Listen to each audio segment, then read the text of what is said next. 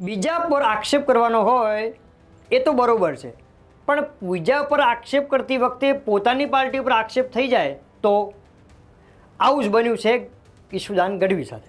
ઈશુદાન ગઢવી એક વ્યક્તિના ઘરે જાય છે, તે વ્યક્તિના ઘરે જઈને એવું કહે છે કે જે પણ પાર્ટીએ 20 વર્ષ સુધી શાસન કર્યું હોય એમાં મહાકાય રાક્ષસો ઘૂસી જાય છે, એટલે એ પાર્ટીને દૂર કરી દેવાની. સાથે એ પણ કહ્યું કે આમ આદમી પાર્ટીને જો પણ 20 વર્ષ થઈ જાય તો એને દૂર કરી દેજો, તેમાં પણ મહાકાય રાક્ષસો ઘૂસી શકે છે. જુઓ ઈશુદાનભાઈ શું બોલી રહ્યા છે. ભાજપ અત્યારે મહાકાય રાક્ષસ બની ગયું છે, અને રાક્ષસ બને ને એટલે પેલા પોતાના દીકરાઓને ખાય. આ ભાજપને 30 વર્ષથી લાવનાર રામસિંહ કે 20 વર્ષ પછી આમ આદમી પાર્ટી સરકાર આવે 20 વર્ષ પૂરા થાય ને એને કાઢી મૂકજો, પછી અહીંયા મહાકાય રાક્ષસો આવી જાય. ભાજપ અત્યારે મહાકાય રાક્ષસ બની ગયું છે, અને રાક્ષસ બને ને એટલે પેલા પોતાના દીકરાઓને ખાય.